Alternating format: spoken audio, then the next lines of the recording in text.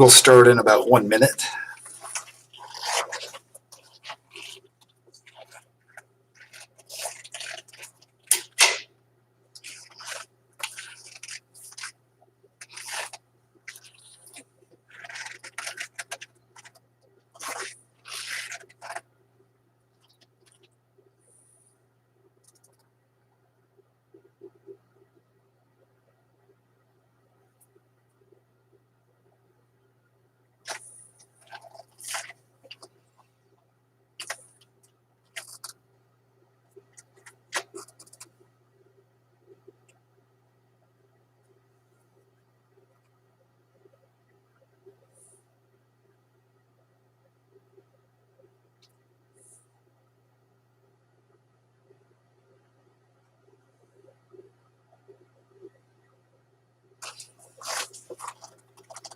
Remember, test 2 is on Friday, and it will be conducted from 10:55 a.m. to 11:50 a.m. Mountain Standard Time. So we will not have a YouTube live session on Friday. Let's continue the test 2 review.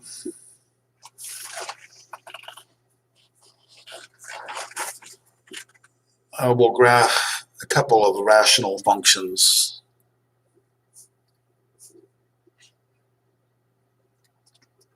So this one, y equals 3x squared minus 5x minus 2 divided by x squared plus x minus 2. It will be useful to find the factors of both the numerator and denominator, and they factor pretty nicely. The numerator, the factors are 3x plus 1 and x minus 2. And the denominator, the factors are x plus 2 and x minus 1. Okay, so we can identify the x-intercepts. The x-intercepts are determined by the zeros of the numerator. One of the x values that makes the numerator 0 is negative 1/3. So one of the x-intercepts is negative 1/3 0. And the other x value that makes the numerator 0 is positive 2. So there's a second intercept at 2, 0. Before we factored the numerator and denominator, we could have determined right away what the y-intercept is when x is 0. Replace every x with 0. The y-coordinate is negative 2 divided by negative 2, which is positive 1. Okay, so we've found all of the intercepts. There are 2 vertical asymptotes.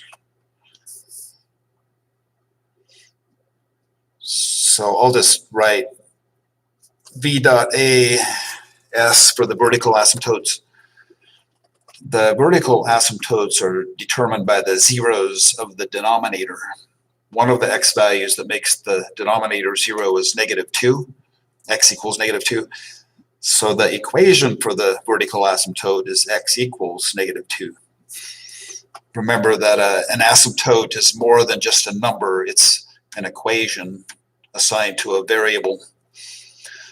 The other vertical asymptote is x equals 1. This has a horizontal asymptote.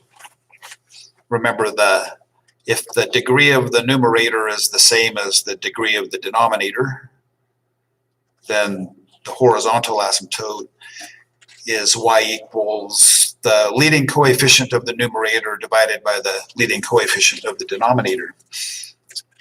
So the horizontal asymptote is y equals 3. So we can now start to sketch a graph. So we can plot our vertical asymptotes. One is at x equals negative 2.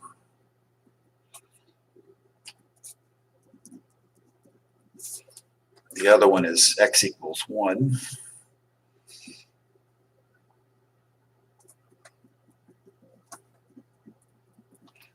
Then there's a horizontal asymptote at at y equals 3.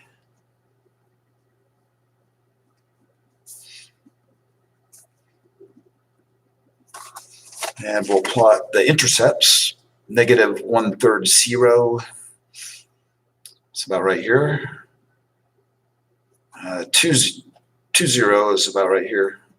So I'll fill in some of the points. 2, 0. And that's negative 1/3, 0. The y-intercept is 0, 1.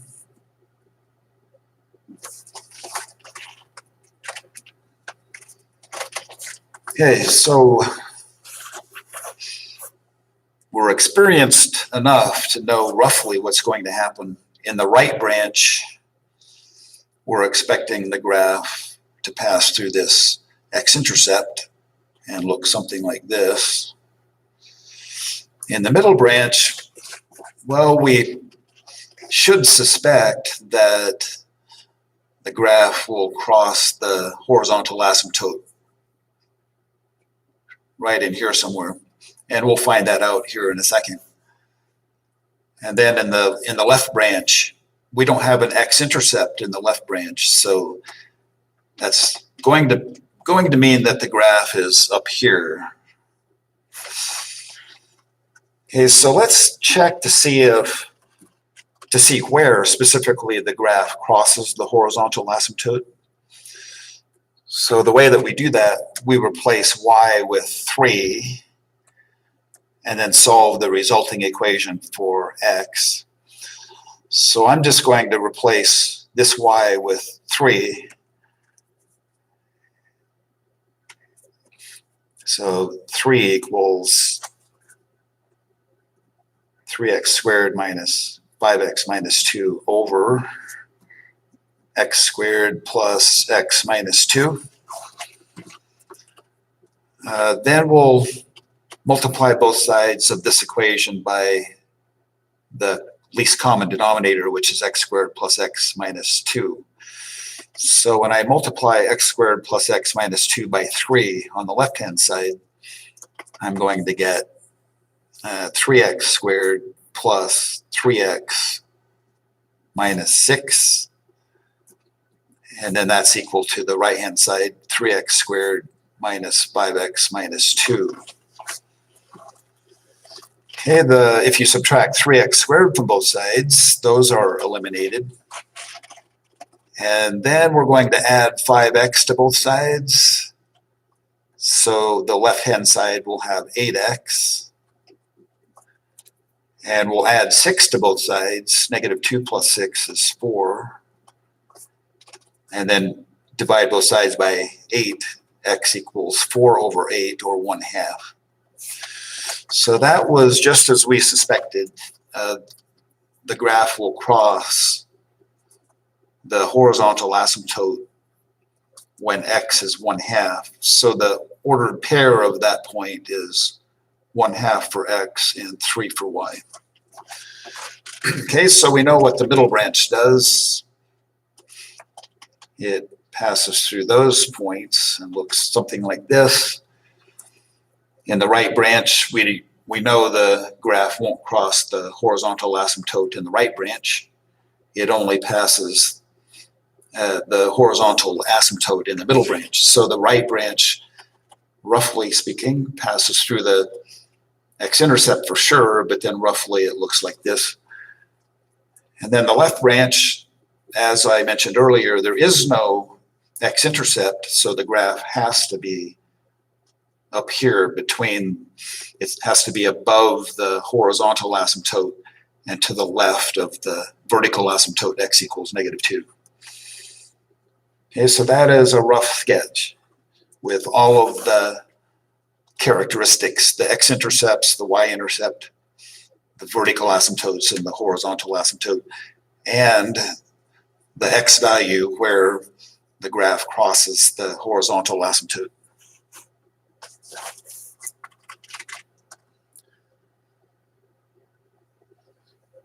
So I see a message, someone can't hear me. Is everyone else able to hear?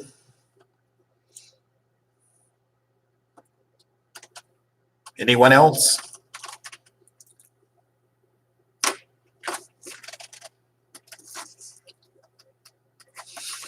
So I'll type is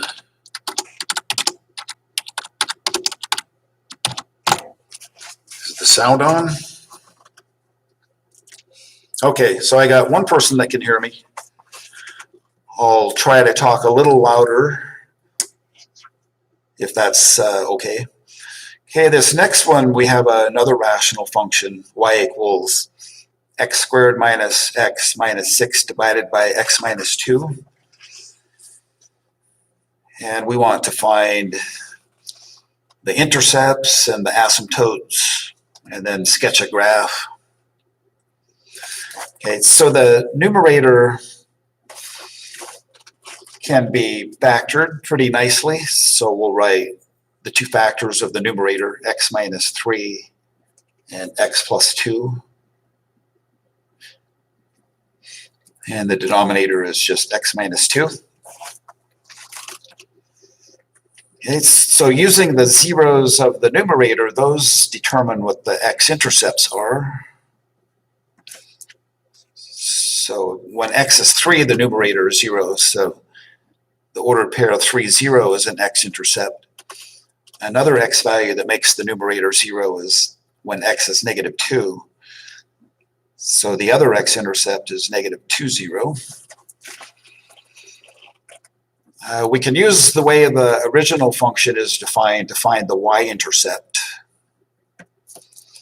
When you replace every x with 0, we're left with negative 6 divided by negative 2, which is positive 3. So the y-intercept is the ordered pair 0, 3. There is a vertical asymptote.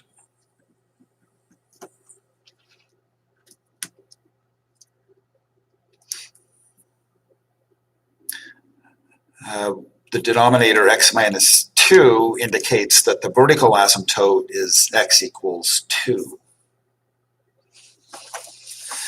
Hey, there's another kind of asymptote.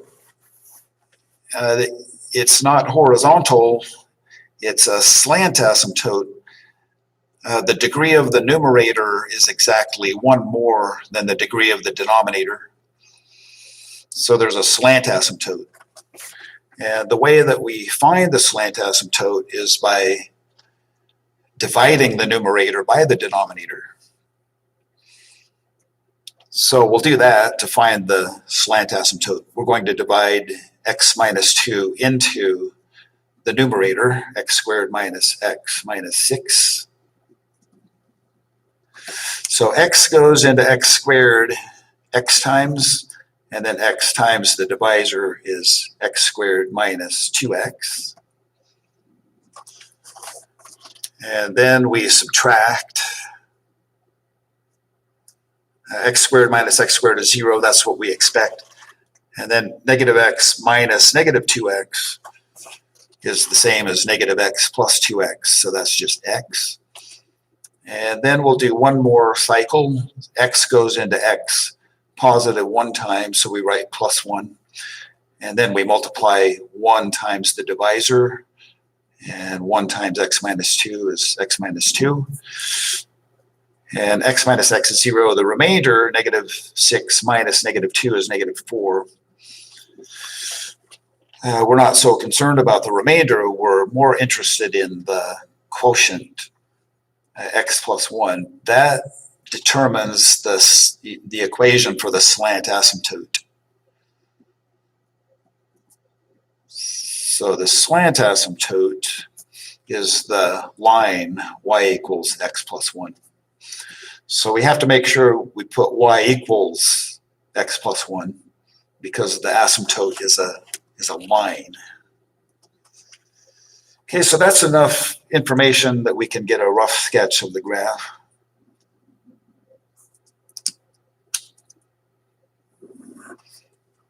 Okay, the vertical asymptote is at x equals negative 2. Sorry, that's a mistake. I'm writing in pen, so I can't erase it. Sorry, x equals 2 is the vertical asymptote.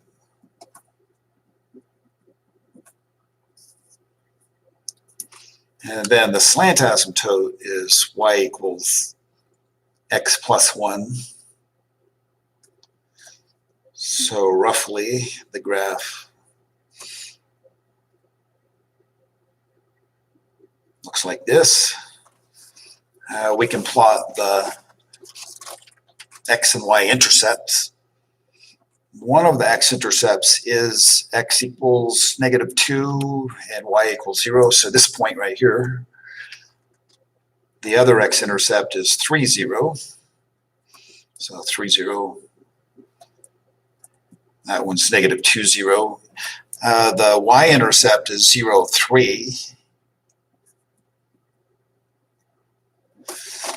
Okay, and now we pretty much know what the graph is going to look like. In the right branch, the graph has to pass through the x-intercept, and then it gets closer to those asymptotes. And then in the left branch, we have an x-intercept and a y-intercept. So of course the graph has to pass through those points. So that is a rough sketch.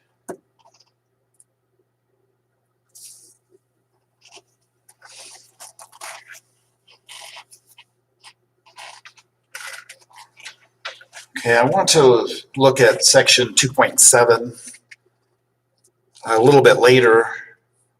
We'll come back to section 2.6, but I want to do some problems involving variation.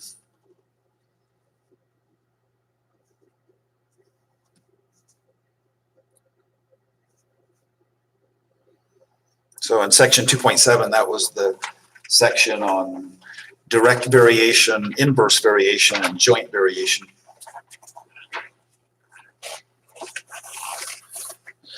Okay, so these first three examples are just fairly simple ones, just to remind you of the different types of variations.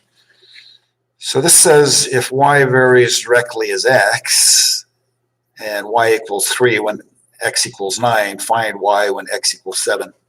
So the first part of the first sentence, it's indicated that y varies directly as x.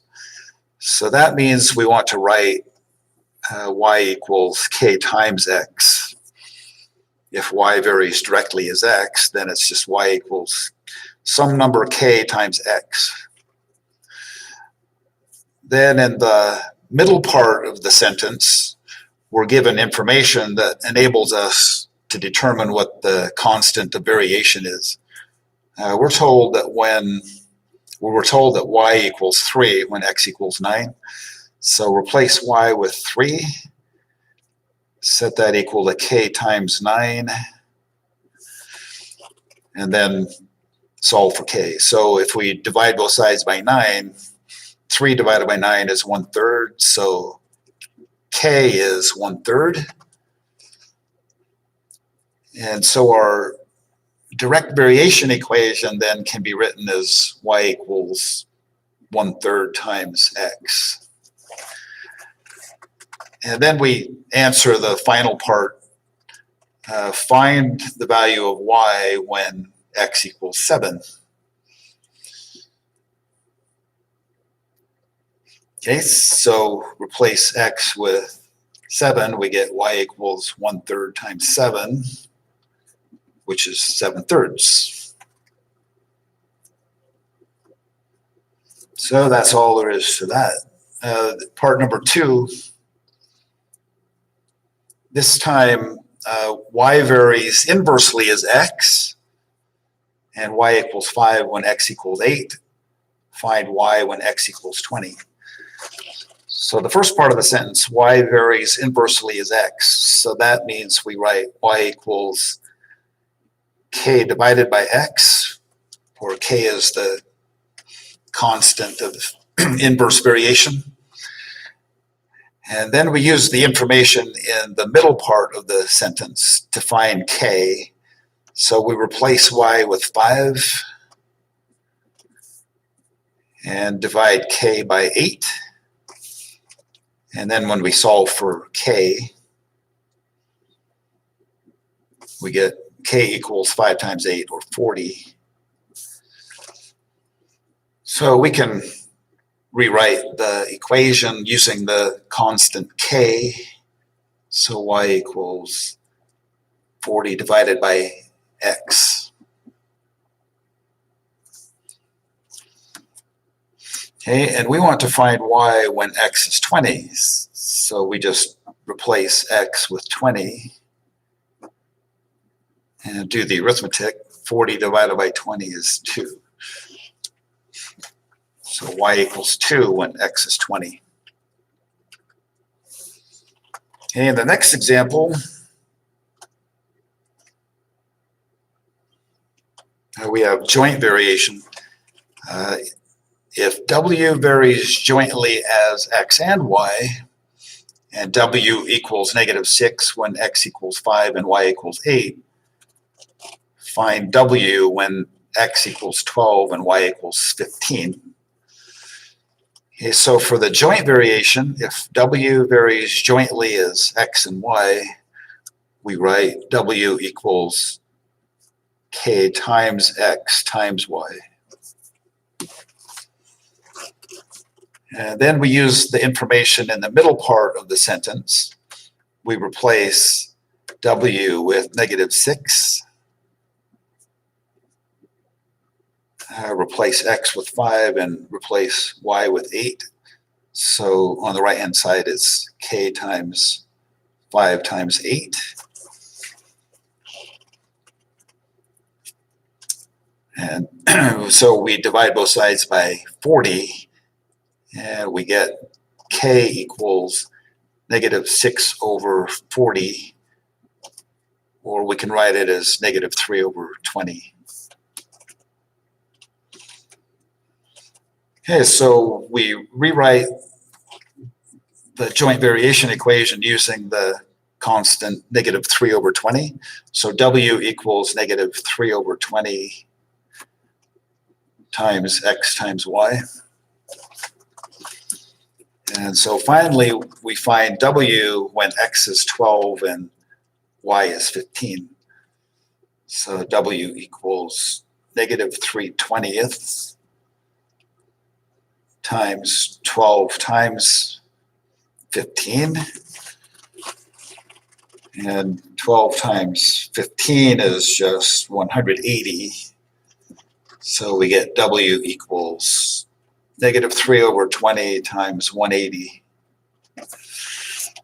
20 goes into 180 9 times, so w is just -3 times 9,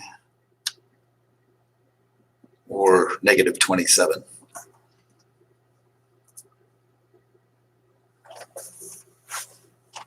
Okay, let's do the fourth one.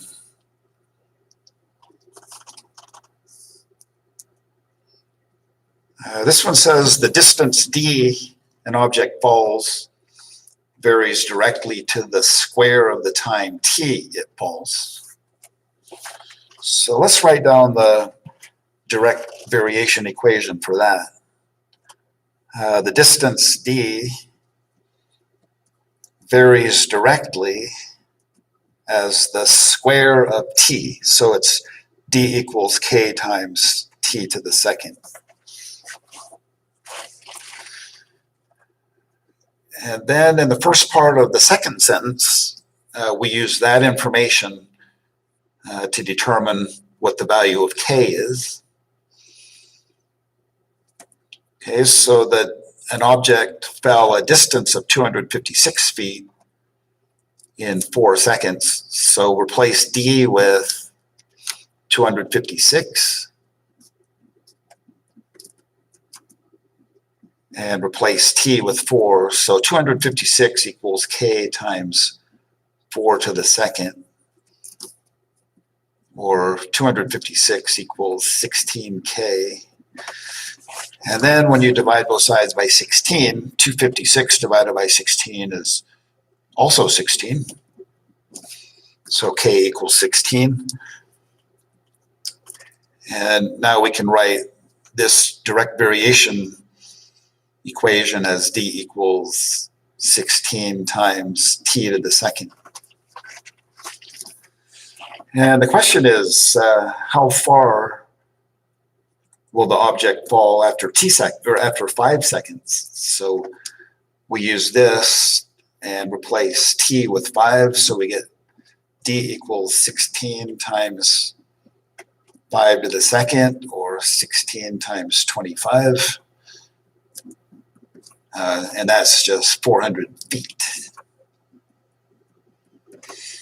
Hey, that's all there is to that.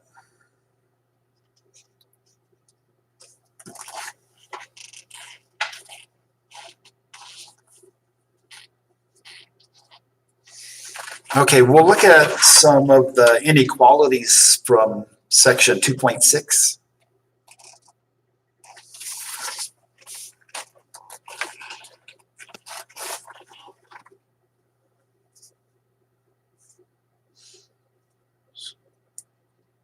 So to start with, we have a polynomial inequality. And this is exactly how we want it. We want 0 to be on one side, so that's nice. And we want the other side to be factored. And then we find the endpoints by determining the x values that make each of those factors 0. Okay, so I'll write down that these are the endpoints. The endpoints are points on the number line that divide the number line into separate intervals. The x value that makes 2x minus 7 equal to 0 is x equals 3.5, or 7/2. And the x value that makes x plus 2 0 is -2. So the other endpoint is -2. Okay, so we use those x values to divide the number line into 3 separate intervals. On the number line, -2 is to the left of 7/2.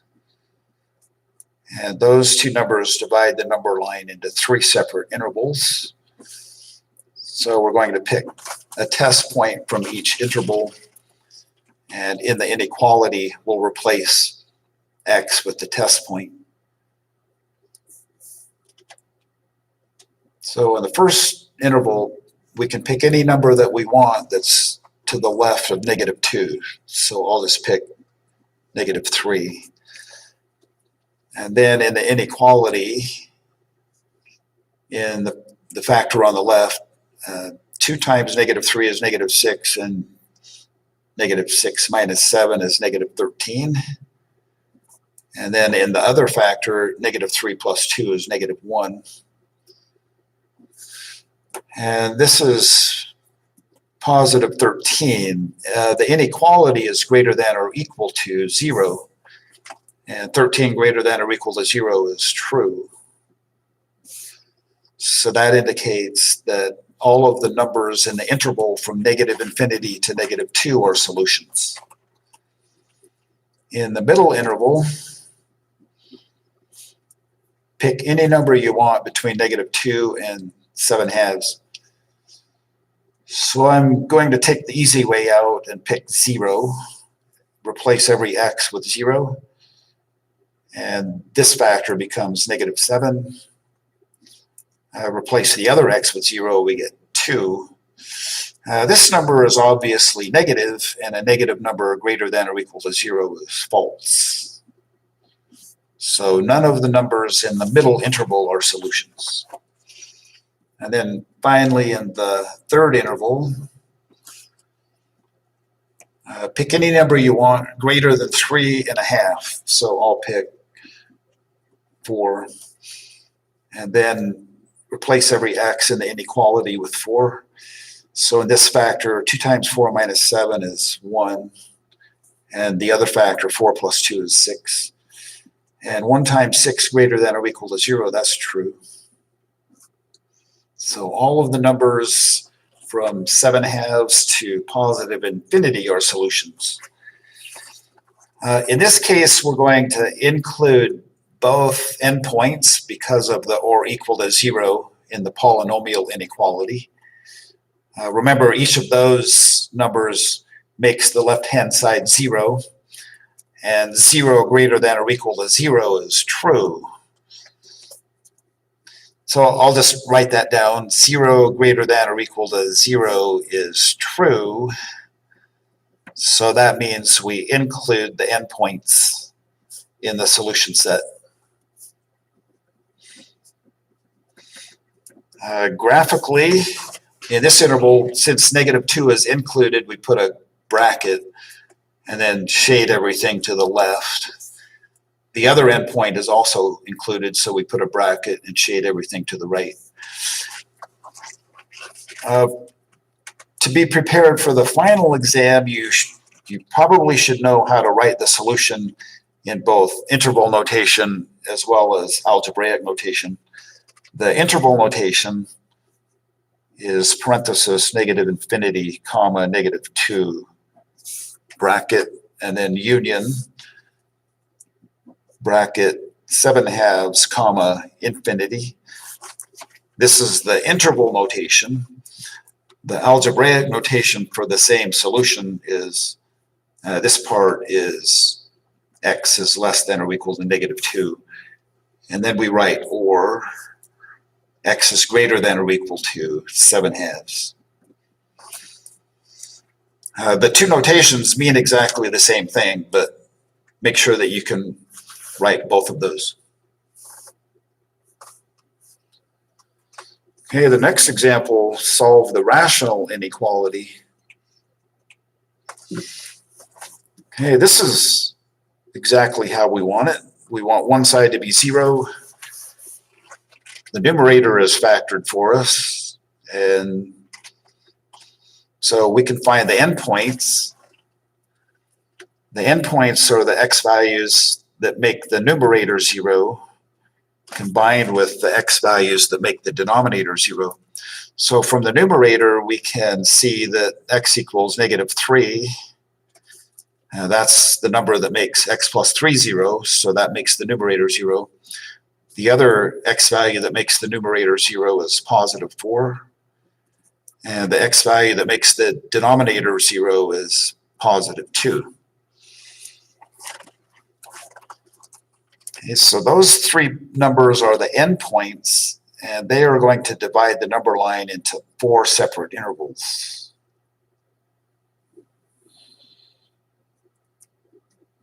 So we will follow the convention of putting negative numbers farther to the left. So -3 is to the left of +2, which is to the left of +4. So we have 4 intervals to test this time.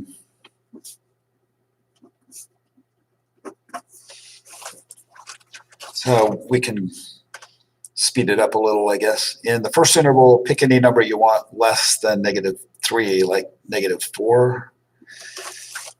And then replace every x with -4. In the numerator, one of the factors, -4 plus 3, is -1. And the other factor, -4 minus 4, is -8. And in the denominator, -4 minus 2 is -6. This simplifies to -4/3. And -4/3 less than or equal to 0 is true. So all of the numbers from -infinity to -3 are solutions. In the second interval, we can pick x to be 0. So replace every x with 0. So in the numerator, we'll get 3 times -4 is -12. In the denominator, 0 minus 2 is -2. A negative number divided by a negative number is positive. I'll go ahead and write it as 6, but the inequality less than or equal to 0 is false. Okay, so none of the numbers between -3 and 2 are solutions. In the third interval, we'll pick x to be 3, and then replace every x with 3. In the numerator, 3 plus 3 is 6. 3 minus 4 is -1. And in the denominator, 3 minus 2 is 1. This is a negative number, so a negative number less than or equal to 0 is true. So the numbers between 2 and 4 are solutions. And then finally, in the fourth interval, I'll pick x to be 5. So replace every x with 5 in the numerator. 5 plus 3 is 8. 5 minus 4 is 1. 5 minus 2 is 3. This is a positive number, but a positive number less than or equal to 0 is false. So none of the numbers greater than 4 are solutions. Remember that an endpoint that comes from a denominator is never included in the solution set, no matter what. So we automatically exclude 2. So we're going to put a parenthesis at 2. But the endpoints that come from the numerator may or may not be part of the solution, and that is always determined by the inequality. Since this is less than or equal, we are going to include the endpoints that come from the numerator. Okay, so 4 is included and negative 3 is included.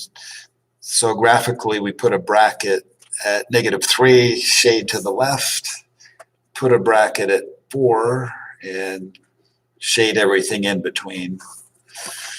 Okay, the interval notation for this. So this part of the number line is negative infinity, comma, negative 3 bracket. And then we put a union symbol, and then this part of the number line, we put a parenthesis 2, comma, 4 bracket. Okay, that's the interval notation, the algebraic notation. For this part, negative infinity to negative 3, including negative 3, the algebraic notation for that is x is less than or equal to negative 3. And then we write the word or.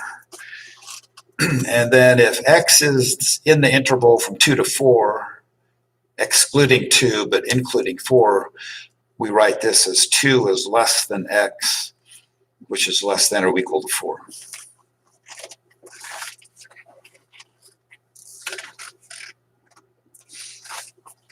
Okay, we'll do some a word problem from section 2.1.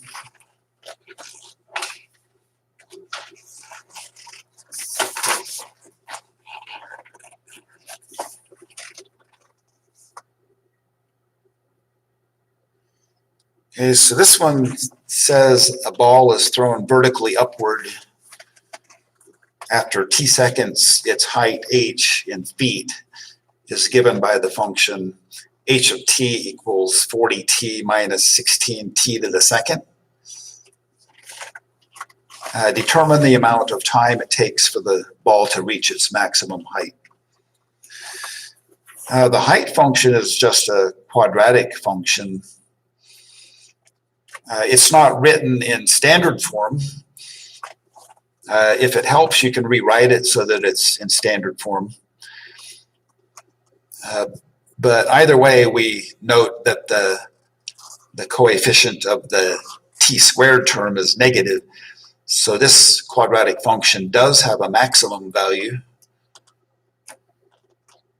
So I'll rewrite this so that it's in standard form. H of t equals negative 16t to the second plus 40t.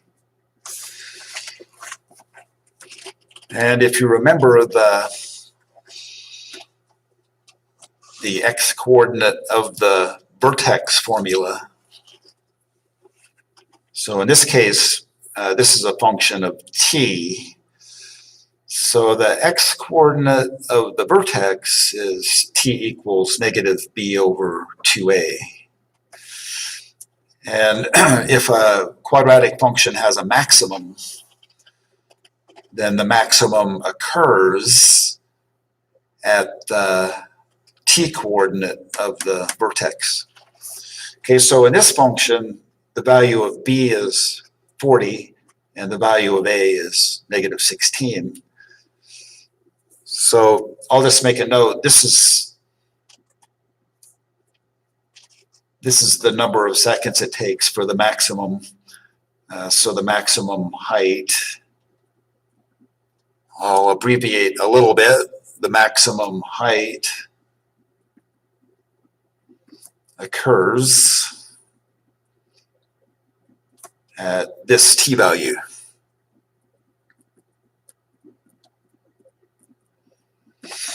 Okay, so we have all the information we need. The t-coordinate of the vertex is the negative of 40 divided by 2 times negative 16.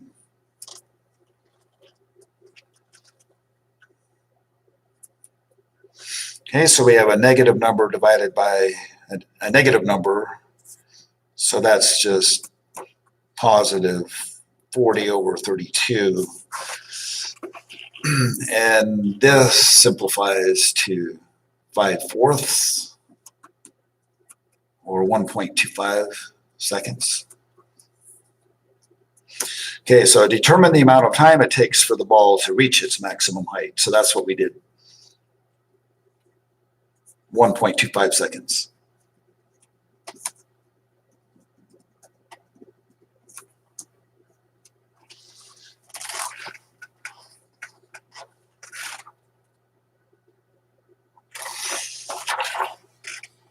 Okay, I'll do another variation problem.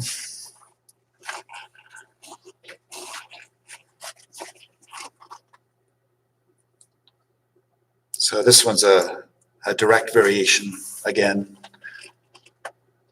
This one says if an object travels at a constant speed, then the distance d traveled varies directly to the time t spent traveling. So in other words, if distance varies directly as t, then d equals k times t.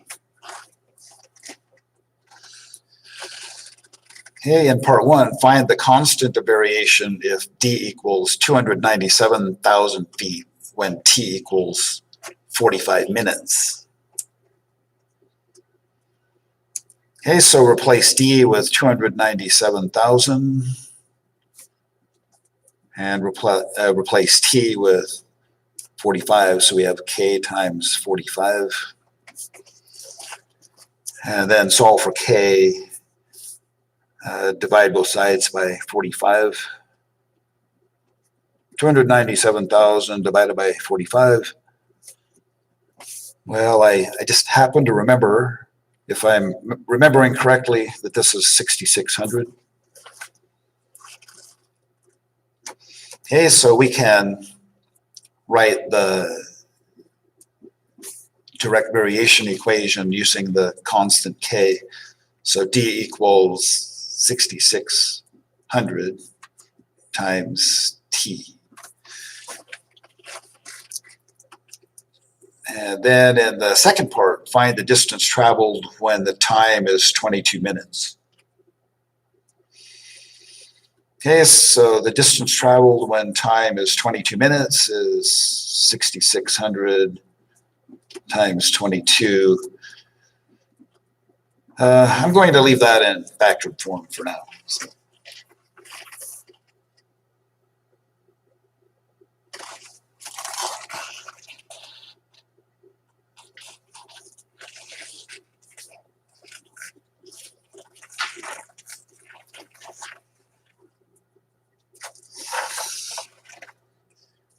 Okay, here's another variation problem.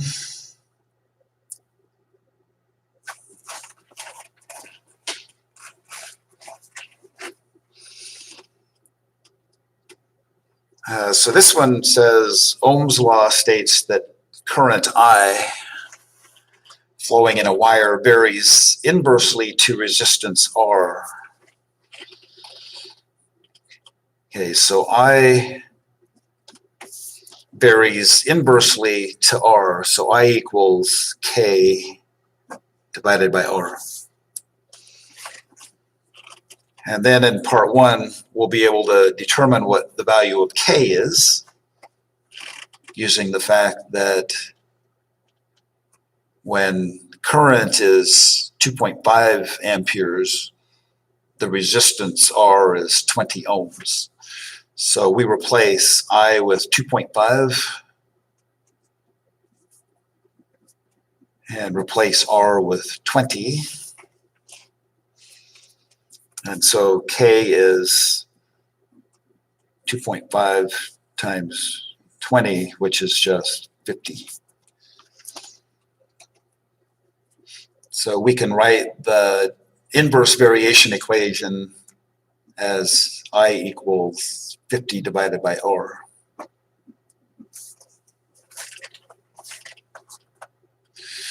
Okay, then in part 2, find the resistance R when the current is I equals 5.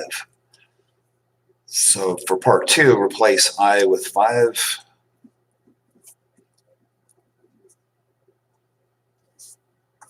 And then solve for R.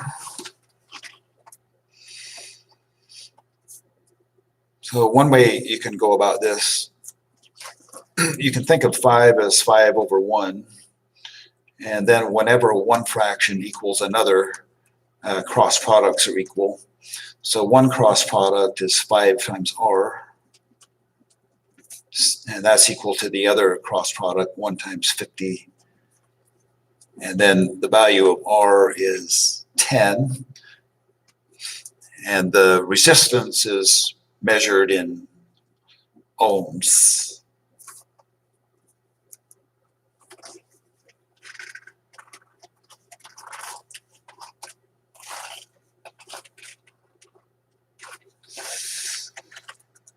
Okay, I'll just make up a problem.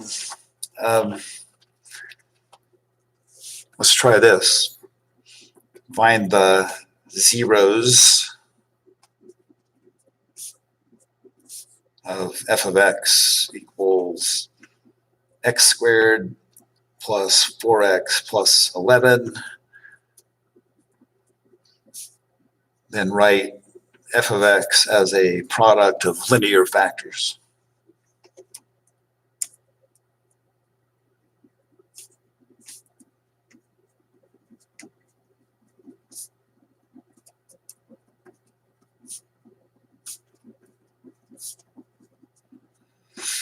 Okay, to find the zeros of f of x, we set f of x equal to 0 and solve for x.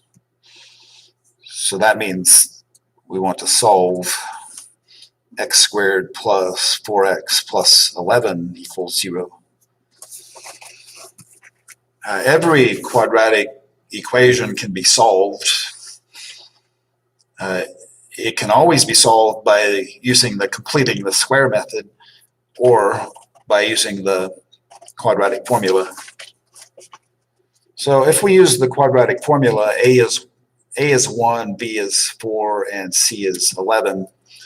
So we get x equals -4 plus and minus the square root of 4 squared minus 4 times 1 times 11, all divided by 2 times 1. So then we do the arithmetic inside the square root.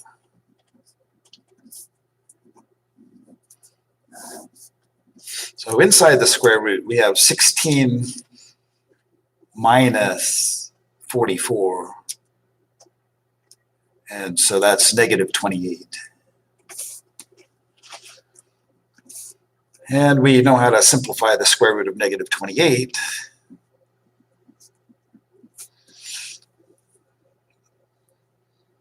So think of -28 as -4 times 7, and the square root of -4 is 2i, and then times the square root of 7.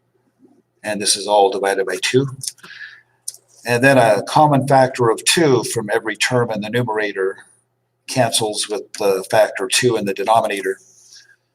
So I'll write the two solutions separately after making those cancellations. One will be -2 minus I times the square root of 7. And the other solution is -2 plus I times the square root of 7. Okay, so those are the zeros. They are obviously non-real zeros. Okay, but then to write f of x as a product of linear factors, the linear factor that corresponds to the 0, -2 minus I times the square root of 7 is just x plus 2 plus I times the square root of 7. Multiply that by the other linear factor that corresponds to the other 0. So the linear factor that corresponds to -2 plus I times the square root of 7 is x plus 2 minus I times the square root of 7. Okay, and that's all there is to do on that. So we're less than a minute left. And so remember, we're not having a YouTube Live on Friday. So at 10:55, be prepared to look at the test, and if you can make a copy, that's fine. If you can't make a copy, then write the answers on white paper, and then by 11:50 a.m., send me pictures of your completed test. So until next time.